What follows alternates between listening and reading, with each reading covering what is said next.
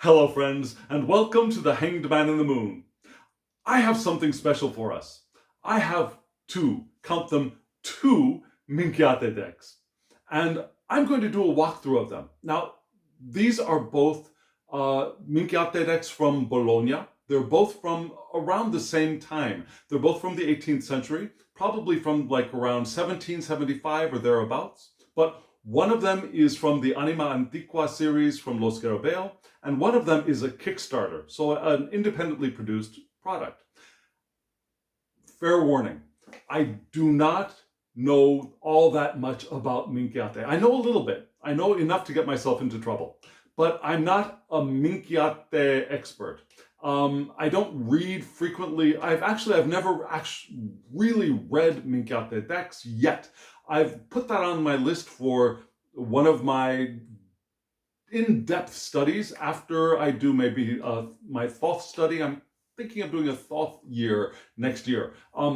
But so I'm preparing for my dive into Minchiate, and in that preparation, I got these decks and a couple of others. So what I'm going to do, again, I'm going to turn the camera down and we're going to do a side-by-side walkthrough of these two gorgeous decks. I think they're even going to be about the same size. So if you're interested, follow along. Here we go.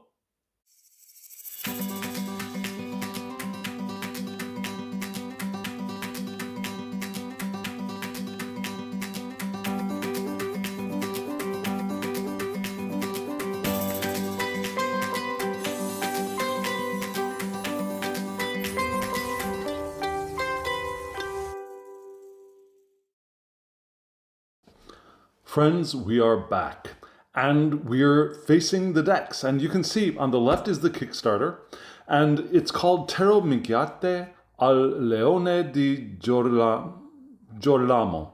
Yeah? Al Leone di Giorlano. This Minchiate is Minchiate al Signo. They're both from Bologna. This one says it's from the 18th century. This one says it's from 1775. And again, this is the deck from the Anima Antiqua series from Lo Scarabeo. So first, let's talk boxes. All of the Anima Antiqua series decks come in a very similar box, yeah? Looks like this. There's a very nice top cover, and then the decks are inside of here with very nice thumb holds for you to pull the deck out. It's a very nice box, very nicely presented. They've got images of this red seal on the side. Very nicely done box for all of the Anima Antiqua series. And they're generally limited series. So if you want this guy, I suggest getting it pretty quickly because they tend to sell out. I can't give you a real date, but I think I've seen them sell out within a year, I think. So, beautiful, beautiful box. And we can pull this out. I've only taken off the plastic wrappings. I haven't even looked at the deck really. Put the box aside. The inside of the box, if you're curious, not much to write home about, but it's very serviceable. It's very nice. This one comes in a very, It's a box crafted exactly for this deck, specifically, and it's beautifully done. Love the colors on the cover. The colors will be repeated with, I believe this is the pattern for the back of the deck. Very nicely done. Oops, sorry. Things flying all over the place. The inside of the box is beautifully finished. And let's see. So what do we get here? Well, we'll look at the contents in just a moment. Let's finish up with the box. Okay, yes, that's right. This deck is split up into two. So let me put this back down. Okay, so the box separated into two. Not my favorite, but I can understand why. They did this so that the book and the cards can fit in the same size box without everything shifting around. So it's actually pretty well designed, if you ask me. What does it say on the back? It says, in both Spanish and English, first limited 250 copy edition, faithfully reproduced. This project was made possible thanks to Kickstarter backers. Thank you for your generosity, support, and patience. 2022. Yeah, that's the date of the year of publication of this Kickstarter. Just lovely, just nicely done. Oops, is that a card? No, it's not a card. It's just, so the inside of the box is beautiful. But, oh, I see. That's this, do you notice that? This insert here, separating the two sides of the cards, was done by hand. So there's a little bit of a finishing, I won't call it an error, but it's not perfectly aligned with the sides of the boxes, but that is okay, right? It's beautifully done, I think. Okay, so, oops, lost the card. So that's the box for this one. And we'll set that aside and look at what's inside. So here we've got a card giving us the, there's a scratch off download. Minchiate, download, insert your code here, the website. So I guess this is the digital guidebook, which I guess I remember there would also be a digital guidebook for this, but that's good to know. So you can see I've not scratched it off yet. I'll look at that later. So that's a card for the digital download of the guidebook. This guidebook is just phenomenal. And there are two books here. Why? This book is half in English and half in Spanish, if I recall. Yes. So one side is the Spanish side, El más noble y bello de los juegos de cartas, Taro Minchiate, and then there's the English side. So the Spanish side, you open it up, the Spanish is upright and the English is reversed. You flip it around, the English is upright and the Spanish is reversed. I like when the creators do that. So you can tell the language by the cover, and your language is upright and the rest of it that is no longer upright, we can ignore. So, but still, this is a good chunk of text here. And what do we get in the book? Oh, we get a lovely note from the creator, which I will not... Querido Derek, gracias por tu apoyo para realizar este libro y la reproducción del juego de cartas. Espero que disfrutes este libro y que su contenido sea inspirador. Okay, I'll read the rest of this. It's basically, it's a thank you note for making the creation of the deck and the book possible, and hopefully that I will be inspired. I'll read that later. My Spanish is rusty and my reading of the handwriting is not very good. But here we have table of contents, the introduction, rules of the game, scores and remainers, because remember, this is also a game, history, the cards, the flesh. Ooh, what is the flesh? And then acknowledgements. So what do we get? We get a preface, an introduction for Welcome to the Taro Minchiate, a fascinating and mysterious gambling game that was played uninterruptedly in Italy and the main European capitals for 400 years. And it goes on from there. And we've got a short but sweet history. We've got a set of rules for the game, which is good. Distribution of cards, making defense, tactics for play, scores and remainders, how to score the game, points for the cards, three-player mode, scoring. Then we go into history. Why do we call it Minchiate? What is the origin of Minchiate? Early Minchiate, late Minchiate. Oh, good. That's a good comparison. Okay. Okay, so we go a nice chunk of history and then the cards. So for each card, at least for the major arcana, we've got a nice sized thumbnail and a good set of text giving, for example, okay, so the magician is the magician, right? Pope 2. So the Taro Minchiate, this one has, instead of a high priestess, we've got 2 popes and probably 2 emperors, right? So we've got Pope 2, the Grand Duke LMP, but this is in substitution for the Empress. The Empress creates gestates, reproduces, and increases the fruits of her kingdom, which she knows how to take care of and protect. So this is a reading for the Empress, though the Empress is the Grand Duke, and it is card number 2. Yeah? Pope 3, the Emperor. And a description of what the card could mean as an emperor. Pope 4, the Popess. Okay, so Pope 4 is the Popess, and it's going to be read as, legend has it, that in the Middle Ages there was a woman who from official history became the Pope of the Church, Pope Joan. So we've got some history of the cards, of the images for some, but for example, the Western Emperor, do we have information about the Emperor himself? His leadership, blah, blah, blah, blah, blah, blah.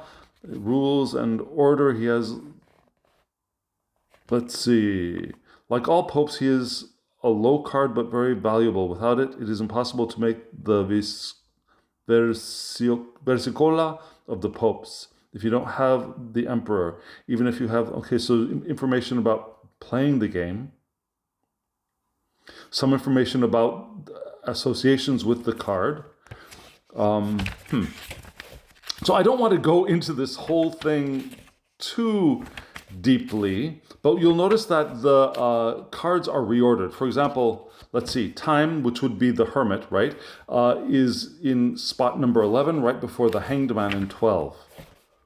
Death and the Devil come right after, Death, then the Devil, then the House of the Devil, or the Tower, right?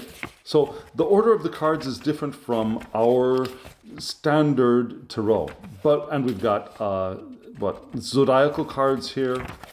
But we've got a good good amount of information for the major arcana. Yeah, up to 41. And then when we go into the flesh, I suppose that this is the minor arcana. Let's see, so it's the way. Let's see, so we went up to from 40. Let's see, so 40, the trumpets.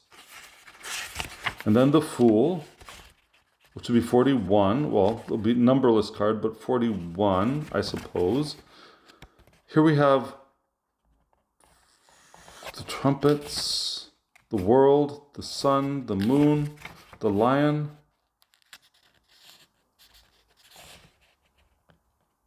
The twins,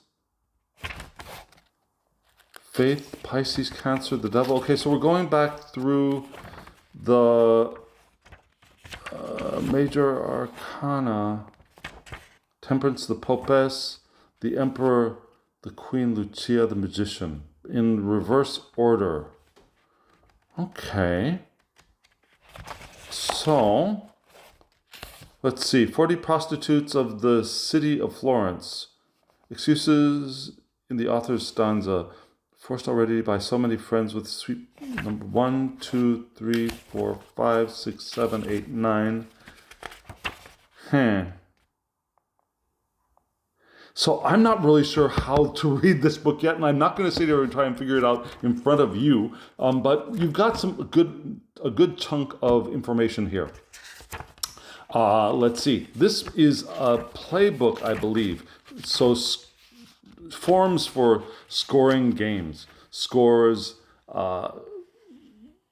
remainders. Yeah, so they're scoring sheets if you want to play the game. So this is very handy. We got a bunch of score sheets, and I suppose that if you were like me, what you would do is you take this to a copy place and copy these off so that you don't write in the actual book and keep this for the future, right? So these are the cards. Oh, what is this? What is this? So here we have the game. So information about playing the game, which I won't get into now. I have no idea how to play the game. So there we go. This is what the backs look like. Al Mundo at the bottom. And this, yes, so here's the minor arcana. So this is the major arcana, and the major arcana in this deck is going to start us off with the Magician. introduction. No, with the Fool. This is going to start us off with the Fool. Let's see what's going on this side over here. Let me put it right here. So in the Los Garabeo version, now I think at the very back there is a card here that says that this is numbered edition, limited to, 3,999 copies. This is 834. Doesn't mean that this is being sold in numerical order, right? The deck that is sold after this could very well be number, 3,992, for example. We don't know that. So, yeah, like I said, if you're interested in this deck, I suggest hopping on it right away. I don't know about availability of this deck. I'll put that information in the comments, in the description box below. So yes, this is an authenticity card. I didn't check to see when they said this deck was published. Do we have an actual date here for the Kickstarter? Let's see, introduction, the rules, preface. I don't see a date in the preface. There was that history section, right? Let's see, history. 97 cards. When it's 63, the game was introduced in Sicily. What is it? Minchiate origins. Knew about the Minchiates. Who knew about the Minchiates? What is particular about the Terra Minchiate? I don't see anything I don't see quick information that I could find quickly enough for us that will tell us exactly the date for this particular deck. So again, we know that they're about the same, well, they're in the same century. We know that much. This one is dating itself at 1775. So, Minchiate al Signo, we have very little information here, right? The term Minchiate, for such a small book, we've got a fairly long introduction in English, and then in Italian, and then in Spanish, and then in French, and then in La Lingua Italiano, I think. And then we have it in, so all we have is an introduction. We have no help reading this deck from this little guidebook. So if that's something that would be important to you, that's something to keep in mind, yeah? We've got a very a thick deck full of stuff and not much information from the Anima Antigua series. So we'd need to find, if you're new to tarot or if you're new to Minchiate, you'd need to find a resource for how to read the Minchiate, and they're available online. But now we'll look at these cards. Now you'll see that they have different styles or ideas of the way to publish or print the deck. One thing you'll also notice, what you will notice is that there will be these red spots in the Bologna decks. And they are probably spots that some people think they were deliberately printed. A lot more people think that they are probably from microorganisms on the cards that grew over time and left a stain of dye on them, a stain of color on them in particular places. And some people, when they read these decks from Bologna, will use those red spots as indications for how to read or how to interact the cards, if that makes sense. So here we are with these two decks. They're very similar. They're very similar, right? The Fool is dressed very similarly, although the line work on this one is cleaned up and the line work on this one is not. The creator of this deck, I believe, is planning on doing a redrawn deck, but this is a facsimile of the deck that she has in her own possession for the Kickstarter deck here on the left. Cardstock. Kickstarter deck is flexible. It's got a bit of a waxy finish to it. But for such a thick deck, I think this cardstock is going to make it easy to shuffle. The Anima Antigua deck is a little stiffer, but it has a very similar waxy, although the waxy finish on this on the Lo Scarabeo deck is a little smoother than the one on this side. This one's got a little bit of a more, has a little bit more grip to it. This one has less grip to it, if that means anything. But as far as shuffling, we'll do a shuffle. I think they will both shuffle fairly well. Let's see. Oh, the Kickstarter deck is going to be much easier to shuffle. I can tell that already. But let's go quickly through these cards. Now, when I say quickly, quickly for me, right? So I'll put them closer together right here by my beautiful crystal skull, my citrine crystal skull. So this is the Fool. And then, oh, I didn't show you the backs. This is what the back of this is what the backs of the Anima Antigua deck looks like. Compare. They're similar but different, right? Al mondo, al signo. The idea of the creation of the backs is similar, but they are different, right? Not only in color, but in design. And text, of course. So this is our magician, lovely. We can see, and I'm going to use this. I hope that doesn't bother you. This is the closest thing I have on hand. It's the tip of a candle, just in case you're curious.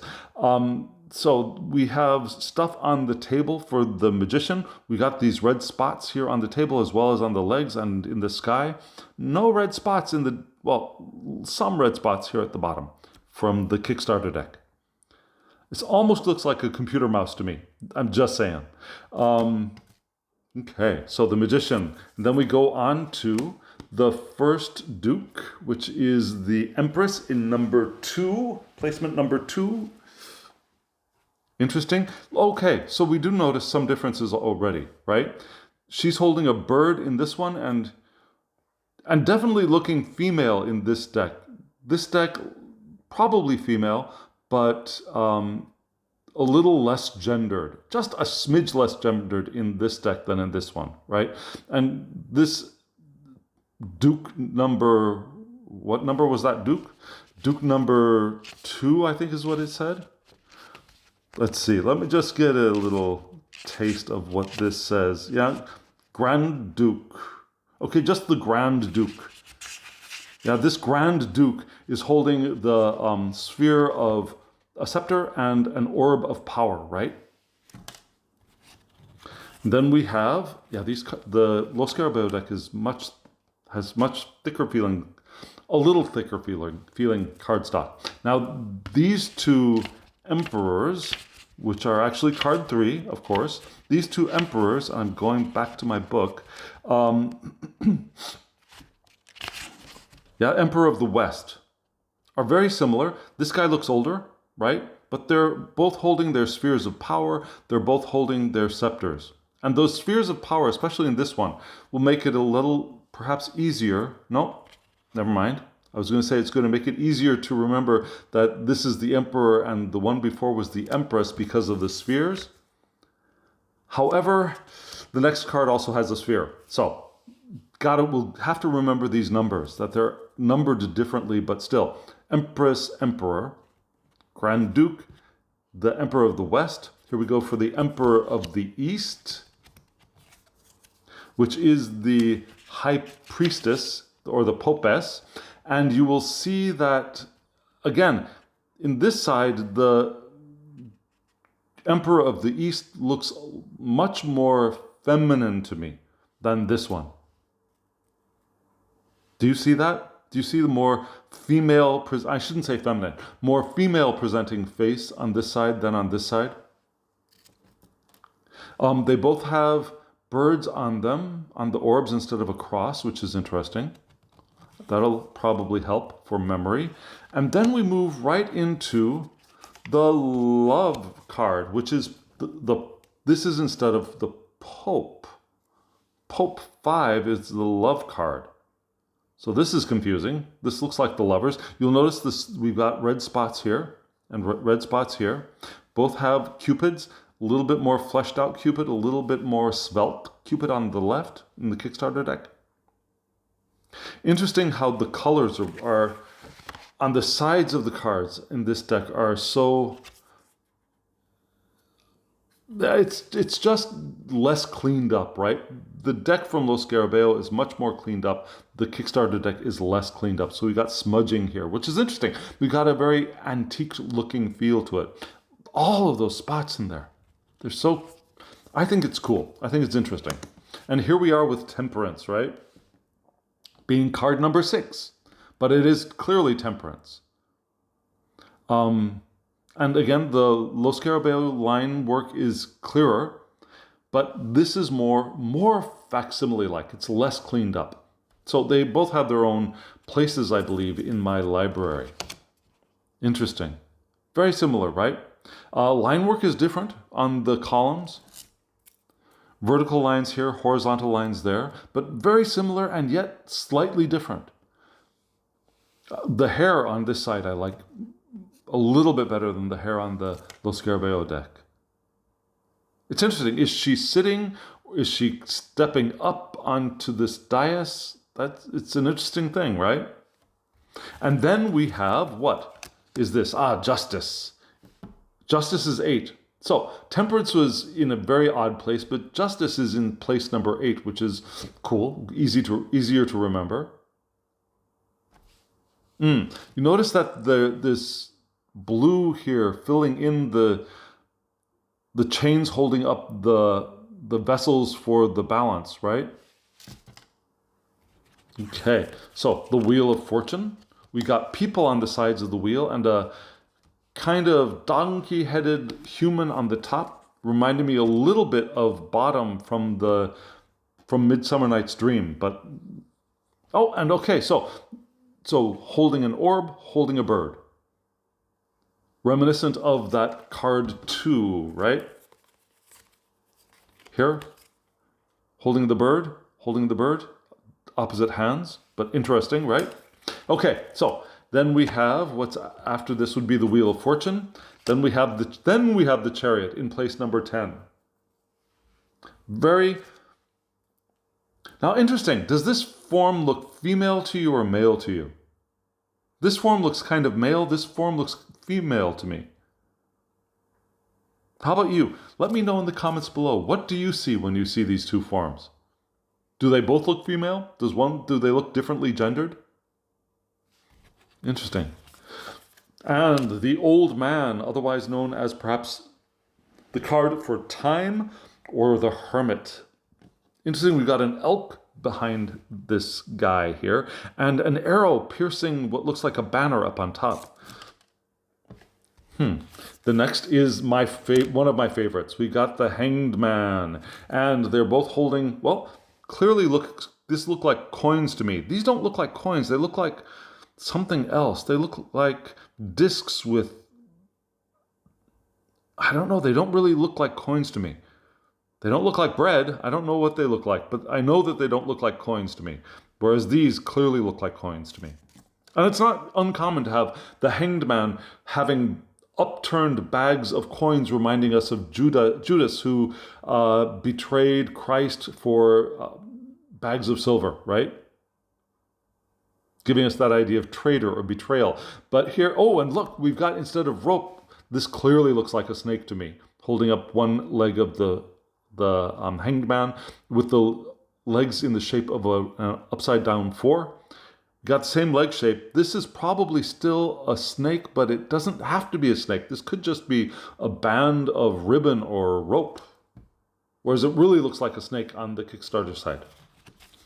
And, look at this death card. So, clearly a red, it's got some spots, but clearly a red painted scythe here. Whereas this one is a clear scythe or a white scythe or a silver scythe, whatever color you want to imagine being in this blank spot. But we've got the clear dots from perhaps mold or bacteria. Interesting. Very interesting differences, right? And is this originally painted this way, or did this turn this color over time, I wonder? Interesting. Okay, so next we have El Diablo, the devil. They're very different looking to me. I mean, they're the same place. They both have, okay. This clearly This looks like a belt to me. But this one, do you notice that the snakes seem to be coming from the right side of the devil, not our right, but the devil's right, and then coming around to where the groin would be, but there's nothing coming around the left side, right? The left side, right? That's interesting. And I suppose you could read the same thing here. It doesn't look like there's a snake body coming from this side on the Lo Scarabeo deck either. This looks like a very crudely drawn devil, and this devil looks a little bit more refined to me.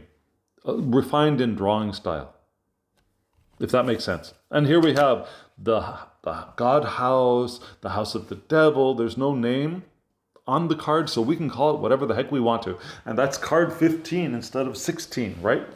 And we've got this, both of them have a male figure coming out of the door and the female figure already having escaped. Coming up perhaps from the pits of hell. Both have fire coming down from the heavens, or perhaps lightning. And remember, some decks, some Terre de Marseille decks have a lightning card, right? Le Fauve. So we've got both a tower and perhaps lightning in one card here. Two cards in one. And here we have, what is this? This would be, okay, I need to check this one out because it's not strength, it's not justice, it's not temperance. It is, let me just check the title, hope. So that's right. So we've got the other virtues here in the Minchiate decks. We have hope here. Crowns are very different sizes, right? But generally the same, although we do see a foot here. I don't see a foot in the Lo Scarabeo deck. And then we have here in, let's see, would this be charity? Okay, I'm just going to look at the book. I'm sorry. I'm going to cheat a little bit here. So after hope is prudence. Yes, prudence, that's right. Prudence is the one with the mirror, which is weird. How prudent is looking in a mirror and holding a snake? Like the snake a little bit better. This is easier to see. This snake's a little difficult for me to see. But it's interesting. How can a snake stand up like this? Well, she's holding what looks like the very tip of the tail in both decks. We see perhaps socked or booted feet here. We have a halo behind her head. Did we have a halo behind Faith? Yeah, there is no halo. Oh, yes, there is a halo. Well, is it a halo? Is it a hat? You decide. But here, they look more like halos to me. And the next card would be, looking fairly male to me in the Lo Scarabeo deck, whereas in the Kickstarter deck, this figure looks more female, and these are both Faith. They both have what look like halos to me. But yeah, we got a beard here. So this is I think this is clearly a dude. This one here could be non-gendered, could be female, if you ask me. Both looking at what looks like, is that a scepter or is that a mirror too? I don't know. Okay, so that's prudence. And I'm cheating with the book. I'm just letting you know I'm cheating here. This is Faith, holding what could be a broom or perhaps wheat, I guess. Or, well, what does the book say? Call me crazy because nothing conveys what I feel, but I have absolute certainty in my soul. I have faith. Reason is your cage. I have faith, I believe. I have no clues, but I know how to reach my destination. So there's no real description here of what the figure in Faith is holding. I'm sorry, wait a second. So, blah, blah, blah, blah, blah. I said this was Faith. This is charity. And in charity, what if the culmination of all our works were boundless love? I have with you a feeling devout. Love your neighbors as yourself. We must all have the same rights and opportunities because we all have a right to praise. Okay, I don't see anything describing exactly what it is she's holding. Interesting, interesting. So the next one would be the elements. So the first element is fire, which makes me think that this is maybe fire in her hand, right? So fire. Little creature there at the bottom of fire. The next one will be water with a ship.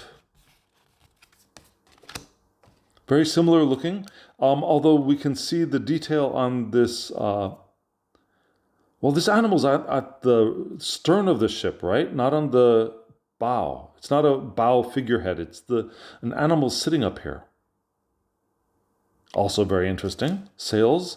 I wonder what is that supposed to be, cloth or more fire coming off the top of the ship, or smoke?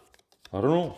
And so this would be Earth with the tree, and the river, and the bridge, and the city there. Now that's the Earth.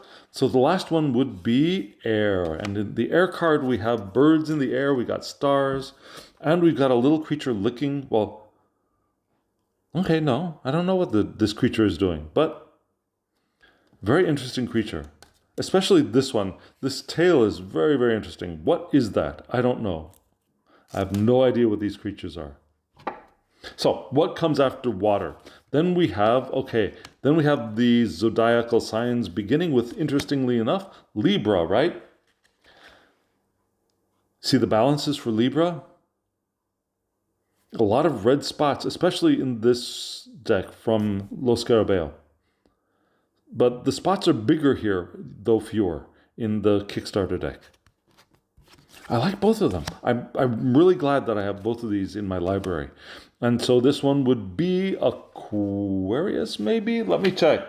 No, this is Virgo. Of course it's Virgo. That's Virgo. Right before Libra. So of course the card comes right after Libra. So yes, I'm going to need some help with the book for a while. So this would clearly be Scorpio, right? Let me just double check in the book. Yes, this is Scorpio with a bird. Remember, for a lot of us, one of the symbols for Scorpio is the eagle. So that's going to be a help. But of course, this huge crustacean there is clearly Scorpio. The next one would be, now is that supposed to be Aries or Capricorn? Let me see. Let me check the book. This is Aries. Yes, Aries the ram. Yes, there are hind feet here, so it should be Aries, holding a spear, giving us that sense of that desire to go out and conquer. And then we have Capricorn. That's Capricorn. Clearly Capricorn with that fish butt. This one, does it look like this Capricorn is licking its pole? Boy, that came out wrong. Licking its scepter. You know what I mean. You know what I'm also thinking. So clean up your mind. So yes, licking the scepter in its paws. It's not going to get better. Okay, I'll just stop talking. Let's move on from Capricorn. This would be Sagittarius, right? A human-bodied horse. I mean, half human, half horse, centaurian with an archer. And is that a pig in the background and a chicken? Okay, chicken here, plant here. Interesting. Look at where the red dots are. Those red dots are going to be interesting. It's going to be interesting for me to see if I can do anything with those red dots. And then we have Cancer. Yeah, very clear Cancer card. More red dots on the body of the crab here, only at the butt. And I guess, so what do you think? These splotches here, were they from printing or were they later aging spots? What do you think? It's so interesting. And here we have Pisces. Very Piscean. Lovely cards. Okay, and more spots in the Lo Scarabeo deck. This would be Aquarius. Yes, the water bearer.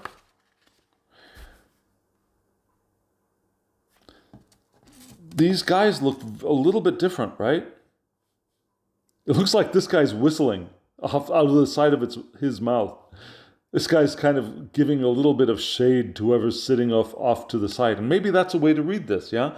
That Aquarius is giving shade to whatever is sitting over here. Whereas this guy seems to be whistling towards whatever, maybe giving a cat call to whoever or whatever is sitting off to the side on the other side. Ways of reading, right? Ways of adding image reading to associations reading and number reading and etc., etc., etc. This lion is much more svelte than this lion, right? This lion's got a little bit of a middle-aged pooch there, a pouch, like a beer belly. And this lion is very, very trim. Six-pack abs, right? Which is appropriate for Leo. And then here we have, who is that? Is that Taurus? Oh, this Tauran looks like he's got yeah, it's Taurus. But doesn't it look like this Tauran is coming out of the water instead of the ground to you? It does to me. Almost think that this bull is half fish, but it's not. It's not. I can see that now. But that was my first thought, was that this bull is part fish. No. Okay, this is an earth sign. And Gemini. Okay, so ladies for the Gemini, right? Twin ladies, to me. What do they look like to you? Interesting. Very, very skinny legs in the Kickstarter deck. More, robust looking legs on the ladies in this Lo Scarabeo deck, but you'll also notice that the color between the legs is the same color as the flesh, right? Whereas not so much here. Instead, we've got the background color bleeding onto the actual legs in the Kickstarter deck. And we move from the ladies of Gemini to the star, I believe, right? So I'm gonna cheat. Oh. Okay, so we've got a little bit of an order difference here. Let me check here. The next card in this deck is the star, yes, and okay, so we've got a little bit of an order difference, but remember, there are no numbers here now, right? The last number was this one in Gemini. So we've got no numbers on these cards. So, I mean, frankly, this could be like this, right? Very similar. The stars are different. This looks like mountains, and this does not look like mountains to me in the Kickstarter deck. The horses are beautifully drawn. I don't know. I see more detail on the face in the Lo Scarabeo deck, whereas though there are fewer details on the face of the human in the Kickstarter deck, it seems more refined to me. Does that make sense? Moving from the star. Oh, okay, so this world card is just weirdly in a different place. So here we have the moon. But in the moon, we've got an astronomer, which kind of makes sense. Oftentimes the astronomer will be in the star card, but here the astronomer is in the moon. And what do we have in the wheel here?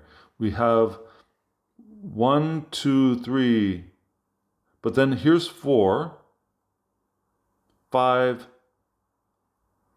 That looks like 7 to me. What's on this side? 1, 2, 3, 4, 5, 6. 1, 2, 3.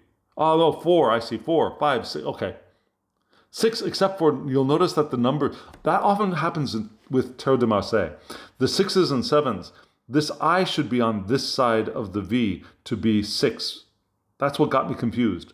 But they got flipped, right? Here the V and the I are in the correct order in the Lo Scarabeo deck. Well, correct. In the expected order. Let's call it the expected order. And this is in an unexpected order in the Kickstarter deck. But original to the card, I'm sure. And here we have the sun. Okay, where is the sun? Let me just bring the sun out here. I'm putting the Lo Scarabeo deck into the order from the Kickstarter. Very similar, although you'll notice that the headdress in the Lo Scarabeo deck is much more abundant in feathers and stuff, whereas the headdress on the woman in the sun card from the Kickstarter deck is simpler, more more prudent, less flamboyant. The colors of the sun are very different, right? A lot of yellow and gold in this one, very white with a little bit of green and red, reminiscent of some Terre de Marseille decks. This is more reminiscent of Italian decks, and this is more reminiscent to me of a French-style sun.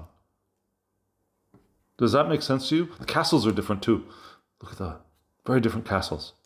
So the sun cards look more different to me. And also the line work on the faces in the Kickstarter deck looks much more Italian, and the line work on the Lo Scarabeo deck looks a little bit more French woodcut style to me, more. And the world, now we're back in line with the world. Lovely cards, lovely cards. The wings on the Kickstarter deck look more refined to me than the ones from the Minchiate deck. But they're both beautiful. We got the 4 winds, lovely, lovely, lovely beings. And then we have Jugement. Lovely. Angel blowing, 2 trumpets. Wings, I prefer the wings on this card to this one. Whereas I liked the wings on this angel better. I liked the wings on this angel better. What do you think? City, very similar cities, right? Drawn differently, but very similar. Very, very similar.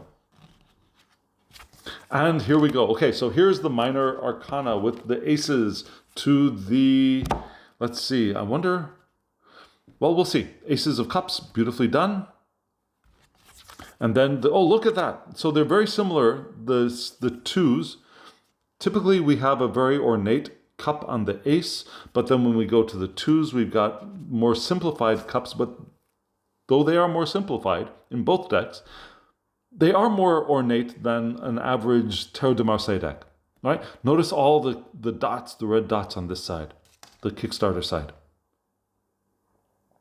And yet, this cup looks a little bit more clunky. They both have lids. I wonder if the lids will continue.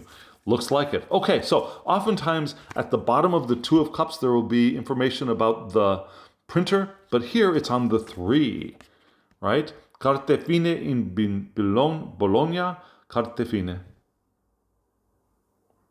A lot of red dots here. And then the 4. Love the eagle on this side. The fleur-de-lis is nice, but I love that eagle, that raptor there on this side. 5 of cups. Nice.